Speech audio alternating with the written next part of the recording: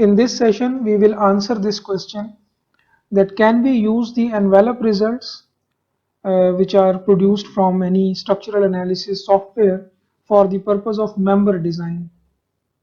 We know that a real structure, a structural model, in fact, when we analyze it, it is subjected to many types of loadings.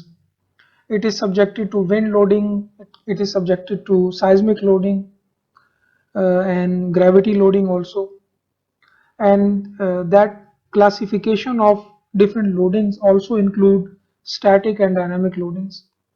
So it is possible that some loading is static on the same structure, some loading is dynamic, and some loading is in just one direction, some loading is changing its direction. So there can be several types of loading, or we basically define different load cases for the purpose of structural analysis. So how can we combine, for the purpose of member design, how can we combine the results obtained from different load cases? We know that different building codes provide us what we call as the load combinations. Load combinations provide us the factors to be applied for different loads, and those increased loads or enhanced loads or combined loads which are of different types can be applied, and then response can be obtained. But still, within a one load combination, there can be certain types. For example, seismic loading, earthquake loading, uh, it can be represented by several kinds of load cases. For example, it can be linear static procedure or equivalent static force procedure. The same seismic loading for the same structure can also be represented by the response spectrum analysis or from time history analysis. So we know that seismic demands can be obtained from several analysis procedures, and some are more accurate, some are less accurate, relatively less accurate. So in this scenario, how can we combine? Because code will simply say that the dead load, for example, 1.2 dead load plus some factor, let's say 1. Maybe 3 earthquake load. But this earthquake load itself may come from several analysis procedures. So in that case, how can we combine? And another example can be given for wind load. Now, wind load is a loading which doesn't have a particular direction. Wind can affect the structure from any direction depending upon different factors. So different building codes actually provide us the design load combinations, in fact design load cases. That first, for example, if we talk about the equivalent static analysis for wind load, first the building code guides us about how can we calculate those equivalent static forces, but then also different codes guide us that how we can apply those forces, in what directions we should consider the application of these forces for the purpose of member design. So some building codes say that you should apply first in X direction, some in Y direction, and then in the diagonal direction also. So these three will become your three load cases, and they should be included in the load combinations one by one. Instead of wind load, for example, if you have a wind load, you should replace those wind load cases one by one with this wind load in any load combination. Similarly, ASC 7-16, it also gives us four load cases for the application of equivalent static wind forces. First in X, first in Y, and then also X and Y simultaneous application also. Same is for earthquake.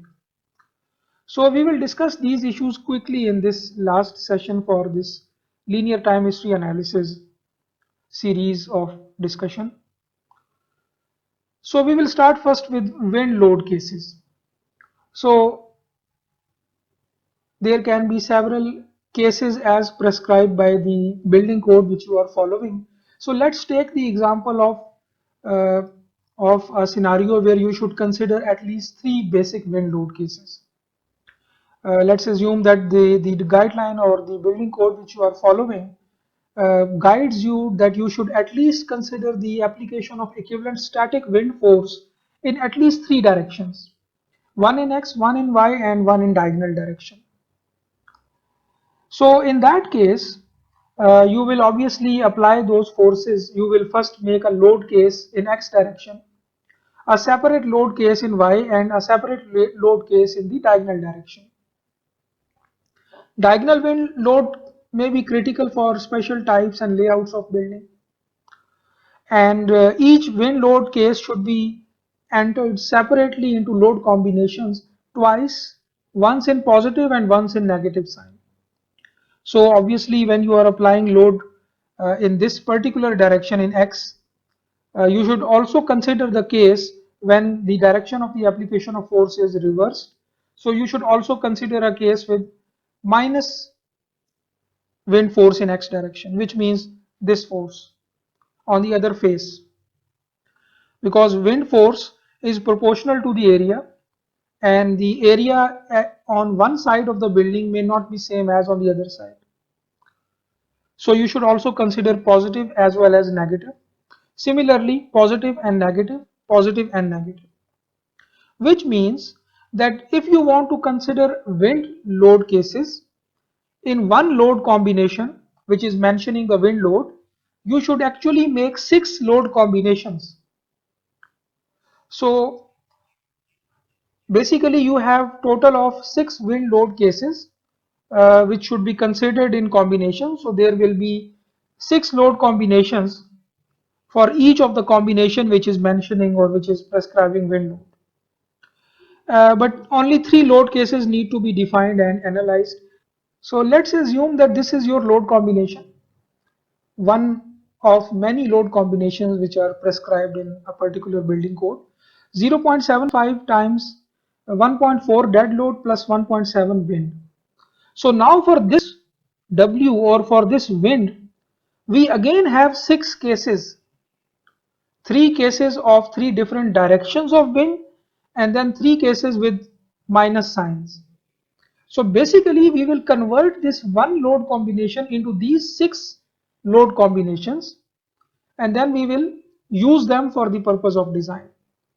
So one load combination will actually become 6 combinations. One with positive Wx, negative Wx, then positive Wy, negative Wy, positive diagonal, negative diagonal.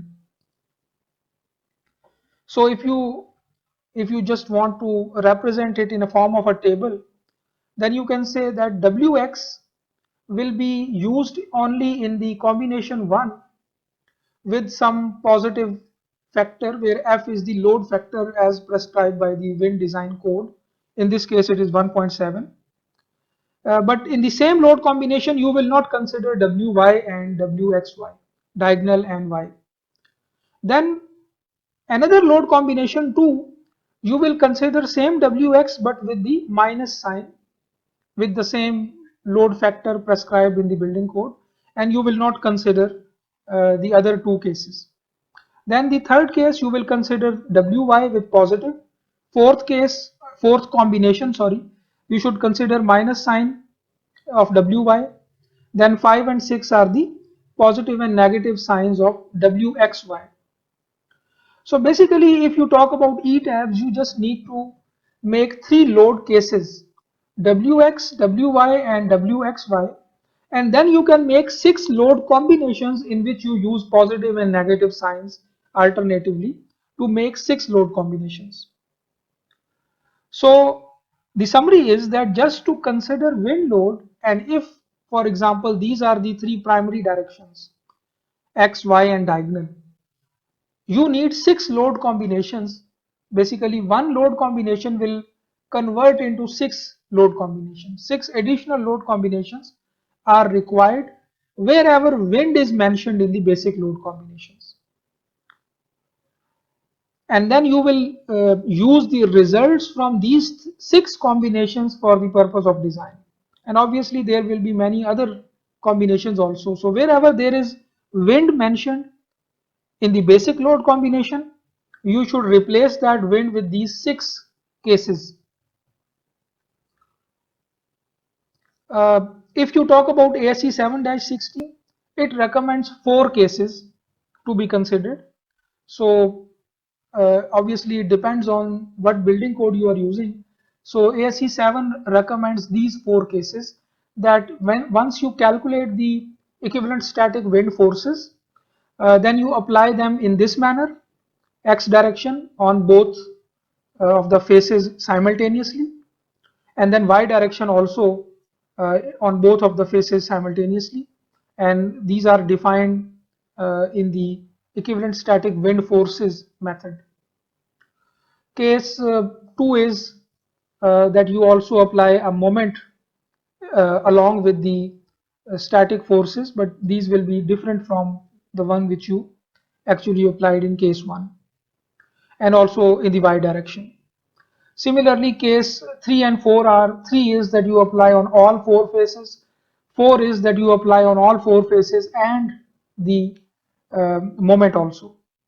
So these are the design wind load cases which you should consider for the purpose of member design according to ASC 7-16. So wherever there is wind mentioned in the load combination, you should replace all of these cases one by one with that wind in that particular load combination. So some other building codes may recommend some different design load cases. Let's talk about seismic load cases or earthquake load combinations. The seismic load combinations according to ASC 7-16, I am using ASC 7-16 only as an example. The discussion generally is applicable to any building code. So these are the basic load combinations prescribed by ASC 7-16. And in that, the earthquake EQ is defined as this, that it is a combination of horizontal and vertical component of ground motion of earthquake loading with first positive and then negative sign. And the horizontal component EH of the earthquake loading should be multiplied by what we call as a redundancy factor, rho. So, and the vertical component is defined as this one, that you should just multiply 0.2 with the uh, spectral design spectral acceleration, SDS, short period spectral acceleration, and then you should multiply it with the dead load. So this is a easy way to actually get the vertical component of ground motion. This EV should be added to the dead load because it is a static load in downward direction. So it is in the same direction as the dead load. So it can be added to dead load in load combination. This rho should be multiplied with only horizontal component. So let's take an example. These are the 4 basic load combinations prescribed in ASC 7-16, and let's say that our SDS is 0.7 and our redundancy factor is 1.3. In that case, our EV will be 0.14 dead load. So which means that whatever is the dead load factor, we should add this 0.14 dead load, but we know that this EV it should be added once positive and once negative also. So therefore, wherever there should be E, in the EV should be added to the dead load and also subtracted from the dead load because it is plus minus EV. So for example, let's take the example of this first load combination, 1.2 dead load, 1 times EQX plus 0.3 times EQY plus 0.5 live load. So what you did actually is that you have added 0.14 uh, into the load factor of dead load, 1.2 plus 0.14 dead load. So the effect of EV is here, and then the earthquake load simply means the horizontal component, and that should be multiplied by a rho factor which is 1.3. So in that case it will become 1 EQX will become 1.3 EQX, and the 0.3 EQY will become 0.39 multiplied by 1.3. So 0.39 EQY plus live load.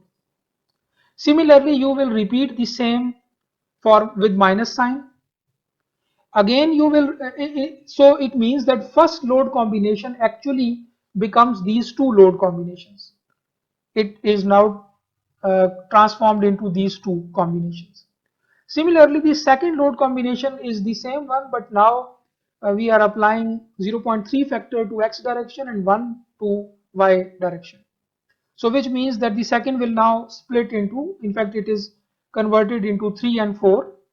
So there is same thing now 0.39, 1.3, 1.3, 0.39, but one with positive EV and then with negative EV.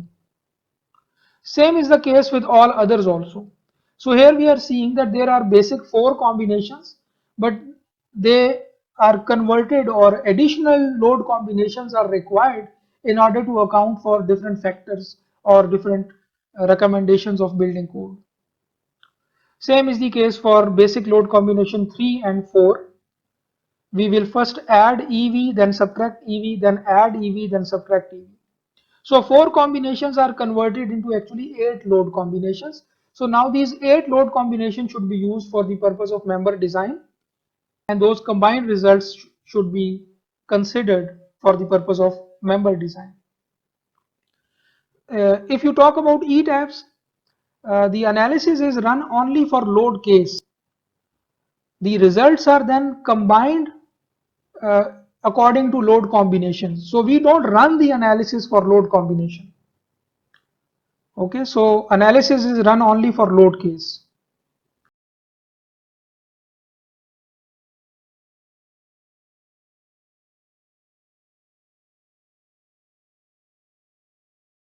This EV is the vertical component of ground motion. Ground motion have horizontal as well as vertical component. Generally, vertical component is not used, but different building codes also recommend uh, that you should combine it with horizontal component. So earthquake loading, the total earthquake loading is horizontal component multiplied by a factor plus minus vertical component. Why plus and minus? Because vertical component is not in one direction only. We know that earthquake actual loading is fluctuating loading. It is dynamic loading. So therefore we should consider upward as well as downward direction. So therefore we have this EV in the total earthquake loading. If you are using the equivalent static force, then you can simply calculate the equivalent static up-down force EV using this expression.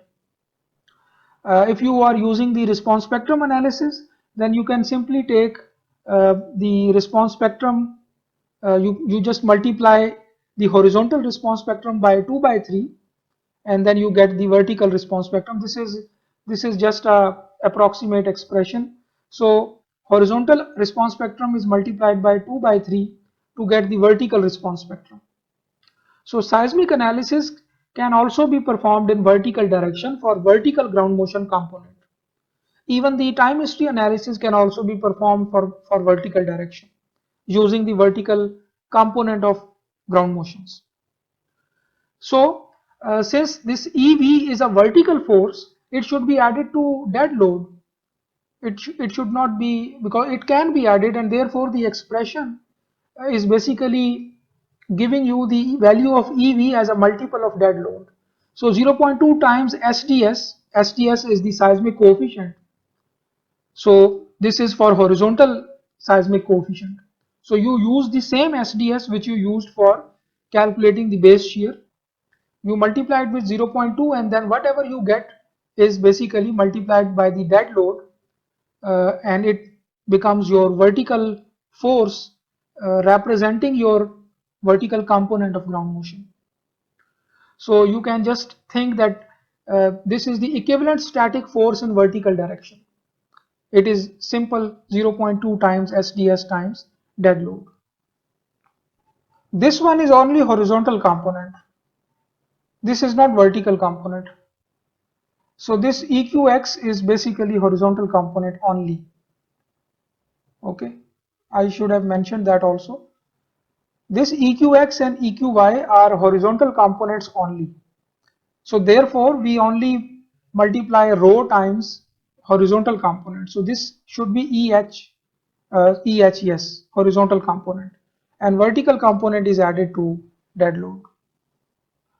So we can also obtain the envelope results from all of the combinations. So this is the same table, the format is same, that on one side you have the load cases and then you combine with different factors in different load combinations. So all of these are different load combinations.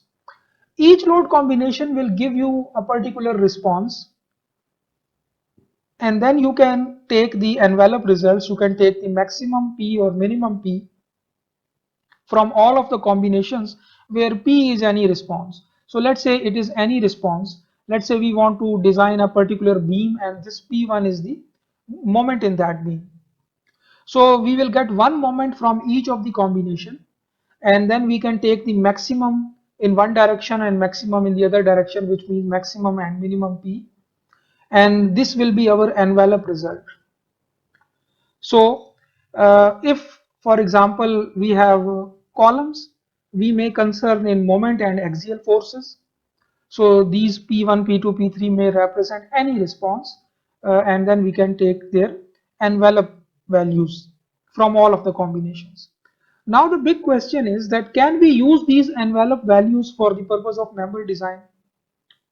Should I actually, if for example I want to design a particular beam and I want the maximum MMU in that beam, for example, for the purpose of member design, should I just take MU value from all the combination, take the maximum, or I should consider a particular critical load combination? The answer is that for all of those responses which are not interacting, which can be considered uncoupled, it may be a right approach to use envelope response because that response is not interacting with any other response value. But all those responses which are interacting, for example, in case of column design, we know that the axial force and the moment P and M, they are interacting with each other.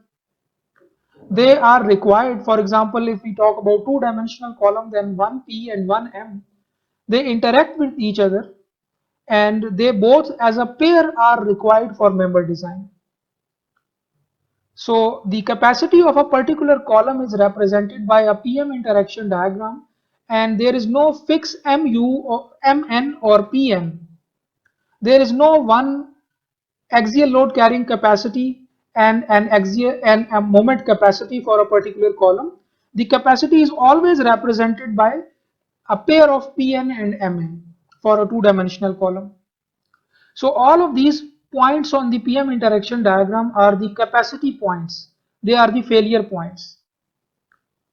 So which means that axial force and moment interact in case of columns, and therefore they are required as a pair for the purpose of member design. So we cannot say that this 120 kip is the capacity of a particular column. We also have to tell that 120 kip and some 60, let's say, kip with moment. So I have to tell a pair of P and M in order to completely describe the capacity or failure point of a particular column, and that should be used for the purpose of member design. So therefore, on the demand side also, if your response quantity is such that it is interacting with another quantity, just like P and M, then you should not use envelope results. Then you cannot do this, that okay, my P is maximum in load combination number 2, so I take that one, and then M is maximum from load combination 3 and I take that one, and I cannot use this pair for the purpose of column design because P and M, they are not uncoupled, they are interacting. So I have to consider load combination 2 separately. I have to take P and M from load combination 2 and a separate P and M from load combination 3, and I have to carry out two designs and then use the one which gives the maximum reinforcement or the critical one. So the answer is that envelope results cannot be used for those responses which are interacting. Okay, so we cannot just simply pick one critical load combination and use its all results to carry out member design, because one response can be maximum in one load combination, but the other response, the interacting response, can be maximum in other combination. So this pair which you pick from two different load combination is not a real combination, is not a real pair. It actually didn't occur simultaneously, both of the maximum P and maximum M. They didn't occur simultaneously. They are corresponding to two different load combinations. So therefore, you cannot simply use them for purpose of member design. You have to consider combination two results as a action set. So I call that as action set. Action set means that you have to perform the design separately for this as a set, taking them as a set. Although P is maximum in this load combination too, but M may not be maximum at that in that combination. Still you use both of them as a pair for the member design, although this M is not maximum. Here also in load combination 3, M can be maximum but P may not be maximum, but you still use them as a set, as a pair, to carry out a separate design. And then you have to actually perform many designs and then select one from them. So let's discuss that more in this slide. That actions interact with each other, they affect stresses. For example, in case of column, we know if we talk about three-dimensional column, then P, Mx and My, all three of them interact. Axial load and moment in x and y directions. And their capacity, column capacity in that case will be represented by a PMM interaction surface. So each point on that surface is a combination of PMM which is causing failure, which is a capacity point. So therefore the all three quantities from the analysis should be considered as a set. It should not be that one combination gives you one P maximum, another combination gives you another M maximum, and the third gives you another M maximum. It cannot be, because in that case you will be designing for envelope which will be unrealistic. You will be actually assuming that all of these three maximum quantities occur at the same time, which is not true. So you have to take all three of them as a set from one combination, and then from another combination, and then from the third combination. Similarly, if you talk about a beam which is subjected to shear and torsion also, in that case these three actions will interact. In case of slabs also, these actions will interact. So which means that at least three actions from each combination must be considered together as a set. So envelope results cannot be used. Every load combination must be used for design with complete action set. So this is one action set, this is another action set, this is another action set. So the different load combinations will give you different action sets. You just use them separately together to perform the member design. So let's talk about the individual loads also, because we know that in one particular load combination there can be different types of loads. There can be static loads, there can be dynamic loads also. So for static loads, design actions are obtained as the cumulative result from each load combination as set for all interacting actions. So now we know that on one side we have load cases, we combine them according to different factors, we get combinations. Now from those combinations we pick action sets, or what we call as also the design actions, and they are obtained as set from all combinations, and then design is performed for all significant combinations. So the final or crucial results, critical results from design of all load combinations then finally should be adopted.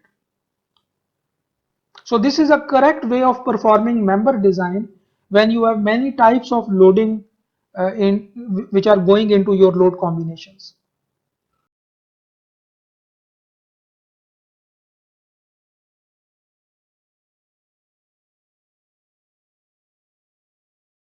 Let me rephrase it.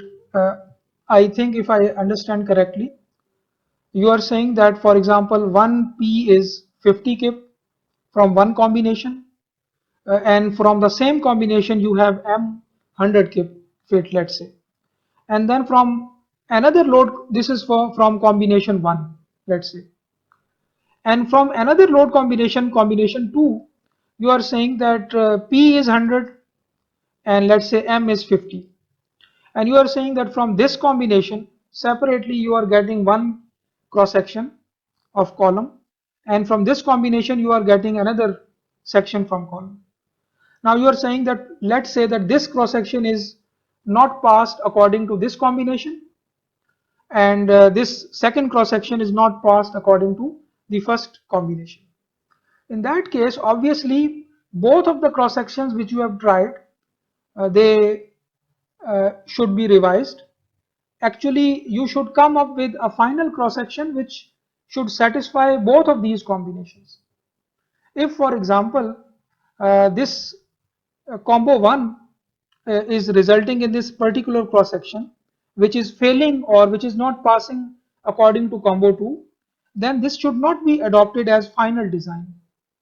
Okay, so the final or critical results, critical means that which should satisfy all requirements, should be used for the final design.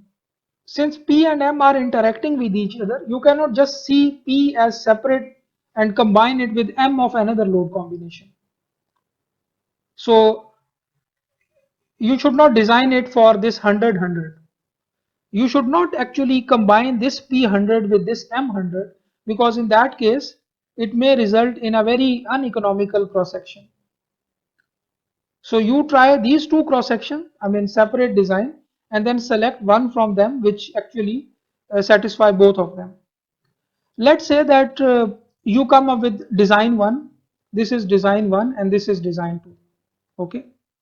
Now this combination 1 is a real, it corresponds to a real loading scenario. Okay, there is a theory behind that, and finally building code recommends that as a combination. So there is a real loading scenario. Okay, this scenario will basically cause or produce 50 kip and 100 kip fit as a pair. Okay, so now you have finalized one design. This design will have a particular PM interaction. Okay, this design will have a separate PM interaction which will not be equal to this PM interaction, because it is a separate design. PM interaction diagram depends on the cross section size and amount of reinforcement, because it is a capacity diagram. So both of these designs will have a different capacity. Now different capacities will be compared with different pairs of demands. These are demands. Okay. So now you understand that you should not combine this 100 kip with this 100 kip fit moment and then finally design, because in that case you will come up with a design which may be uneconomical. So now another level of complexity is that once you get the design actions, again there can be certain modifications to those design actions depending upon the assumptions of different analysis procedures which were used to compute seismic demands, for example. For example, in the response spectrum analysis, you know that there is a involvement of modal combination rule, and a most commonly used modal combination rule is SRSS. And one of the limitations of this SRSS combination method is that even a particular response from a particular mode is negative, still the SRSS will make it positive. For example, consider three responses: P1 from first mode, P2 from second mode, and P3 from third mode. SRSS say that you should take their squares and then sum them and then take under root to get one combined resultant P value, which should be used as a result of this RSA analysis. Now it is possible that second mode produce a negative P, but still by taking its square and under root it will become positive. So this resultant P is basically always will be a positive number. So the response spectrum analysis always gives positive responses. Okay. So whatever action set you will obtain from the analysis, RSA analysis, it will always be positive. But in reality, you know that this mx may be negative or my may be negative or p may be negative also. So then again you make several cases for this, and there can be 8 possible ways for a three-dimensional frame element if you consider these three actions as a set. So then again you make 8 combinations for the different signs of P, Mx and My. And similarly, if you want to use for a beam which is subjected to shear and torsion, then for M3, V and T, again make 8 combinations. And these combinations correspond to different signs, starting from all 3 positive up to all 3 negative. And then they should again be used for load combination, and then should be used finally for design. So this is an additional level of complexity which you should consider if there is a certain analysis assumption which you have used. So for columns, the process is very complex. You have to consider many combinations of design actions finally to arrive to the final design. If you talk about time history analysis, now it is a dynamic analysis procedure and all the results are also dynamic. So now you are having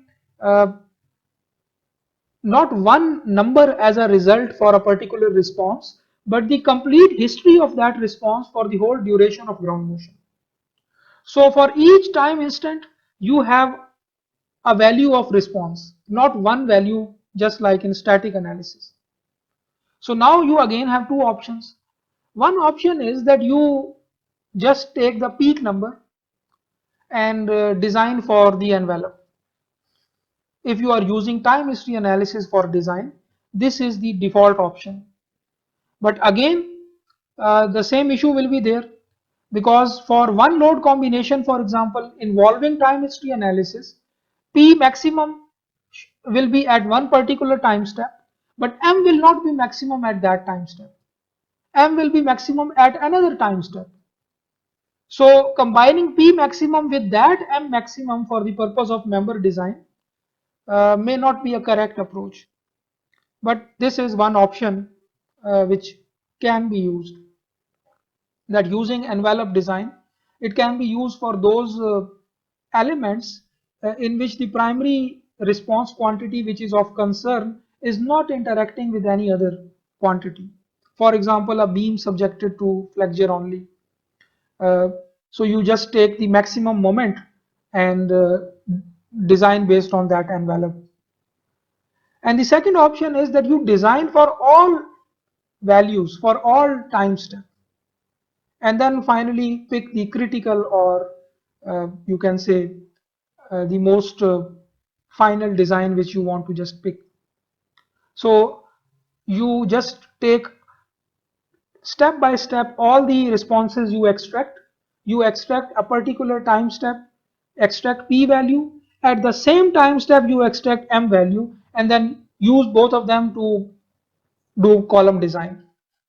Then at the next time step you again take p and m and do it for design. Alternatively, you can just take peak values, extract all the responses at that peak quantity. For example, this is, let's say, the axial load in a column versus time response from a particular time history analysis. So you can take the peak values and at the same time step extract the m value also, which is interacting with the p, and then use them as a set for design. But obviously this option 2 will take a lot more time compared to option 1. So by default in ETABS, the time history load cases are not included in the default design load combinations which ETABS can generate. Different programs can generate automatically the design load combinations if you select the design code. So they already have a database of all the design combinations, and then whatever load cases you make, they use the program automatically use those cases to generate automatic load combinations. But this is a very risky approach if you use that auto load combination thing, because program uh, can combine in a way which may not be correct. So you have to check that also. So if you want to include a time history load case into a particular combination, for example, if there is 1.2 dead plus 1.3 earthquake, and you want that this earthquake should come from time history load case, in that case you should actually define it manually. So as I have said, there are two options that you can perform design for each step of time history, or you can design for envelopes of those results. And obviously if you do for envelope, the design is for maximum of each response quantity, axial load moment, as if they have occurred simultaneously. So if you perform the envelope design, you are by default assuming that all of the loads, all of the responses have occurred at the same time step, which is not correct. But this will be your default assumption if you will be using envelope design. So if you are designing for each time step, it will give you the correct correspondence between different response quantities. So you may finally arrive at a more economical design solution compared to if you use envelope results. So the program gets a maximum and a minimum value for each response quantity from the envelope results of a time history. The program can automatically give you these two envelope values. And then for a design load combination, any load combination that includes a time history load case uh, is checked for all possible combinations of maximum and minimum time history design values. So if you go for an envelope design, you should use all possible combinations of both of the peak values, which is positive and negative value in the time history. There can be a case when there can be more than one time history load cases in one combination. For example, you are performing the time history analysis in both horizontal and vertical directions. In that case, the EV will also become a dynamic force, and E horizontal, EH will also become a dynamic force.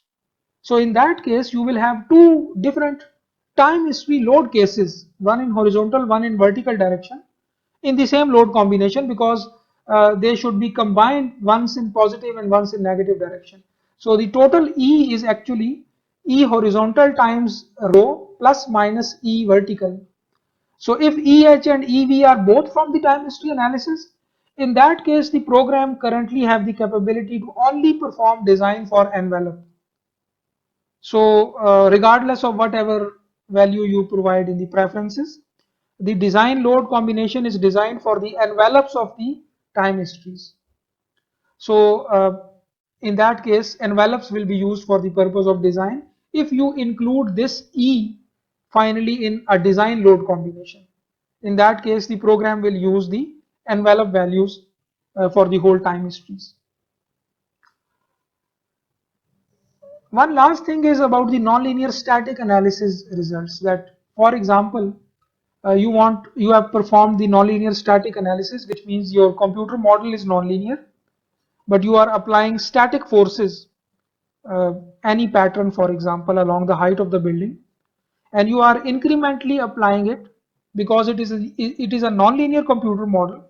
So all the forces will not be applied just once in the same time step. Instead, the forces will be applied in different load steps, starting from very low value up to a very high value, and the responses of the result, the structure, will be saved for all load steps. So in that case, if you want to combine them with other loads, The default design load combination doesn't include nonlinear static analysis results. If you want to include them, you have to do it manually. And if you are using the nonlinear static procedure in any design combination, then the program will perform the design for each load step. In time history analysis, it was for each time step. Here it is for each load step. So when you make a load case for nonlinear static analysis or nonlinear static procedure, which is also called pushover analysis, then you have to actually tell the software that how much load increments or displacement increments you should apply. So if I say that okay 100 increments, and then I want the roof displacement to reach to, let's say, 100, let's say, millimeter. So the program will actually apply forces which will in one load step displace the building 1 millimeter, and it will bring the structure step by step up to the 100 millimeter roof drift or roof displacement, and then it will save the results for each load increment and perform the design for each load increment, and then finally you can select one final design from that. So this is the final summary, that if you are performing the equivalent static load case for any single action, let's say you want to extract shear in a particular beam for shear design of that beam. From equivalent static load case, you will have just one value, one constant value. Response spectrum load case, you will have positive and negative, because SRSS uh, will make it positive, but you will also consider negative values. So if you have more than one actions as a set, for example P and M, then you will consider all combinations of positive and negative. Just like we have seen that P, M, M have 8 combinations for different signs. So whatever is the value, you have to consider all signs. For time history load case, you have two options that you design for each time step or for envelope. For nonlinear static load case, you have two options again, that one you design for each load step, or you design for the final step of the analysis, which is your envelope. And then all of these quantities should be considered in load combinations, and then final design should be according to those combinations. So if you have one combination, you have all of these options which will be coming into that combination. So let's say if you have some 1.2 dead plus 1.3 earthquake. Now that earthquake can come from all of these analysis procedures, 4 of them. So if you use the first option, this E will be just one number, and then you are directly going to design. If this E is coming from RSA, you will have different combinations of different signs. So this E may be positive, negative, and then finally, I'm talking about the response. So I'm not talking about this value of E itself. I'm talking about the response of this E, which can be shear, moment, or any response. So if you have performed the response spectrum analysis, the response will be first positive and then negative, or any combination if the actions are interacting, and should be considered as a set. Similarly, the response quantity, if it is coming from a particular you can say analysis which is dynamic analysis, then again the response quantity can be either one value for each time step or for envelope. Same is for nonlinear static procedure, it can be one for each value for one load step or one value for envelope. And then finally, you will, for that particular load combination, considering that all of these things, you will finally carry out the design and then one pick the final design.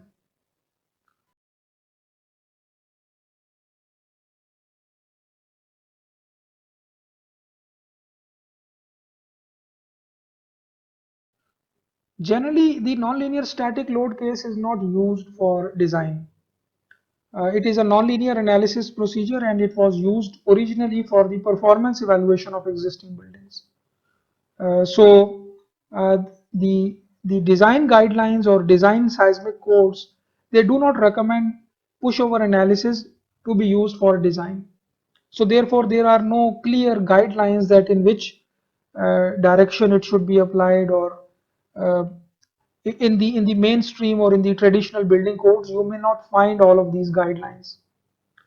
All of these guidelines are available in performance-based uh, design guidelines if you want to use the pushover analysis for performance assessment. In that case, you will be concerned with what, for example, pattern of applied loading I should apply, or for example, which direction I should apply. Should it be monotonic or cyclic? But nowadays, the latest generation of performance-based design guidelines, they directly recommend nonlinear time history analysis. So that is not included in this, but it should be included also. Nonlinear time history analysis is nowadays used directly for performance-based design, and the applicability of nonlinear static procedures are nowadays limited. So same as for time history load case, if it is linear or non-linear, you will have two options if you want to use them for design. Generally, nonlinear analysis is only used for design verification, design review, or if there is some issue with the structure itself, or it is some critical structure, important structure, or for the performance based design if you want to use that for some high-rise buildings. Most commonly, the equivalent static force procedure and response spectrum load case analysis procedure, these are used, and linear time history analysis can also be used for design. So the guidelines about these three analysis procedures are available in traditional building codes.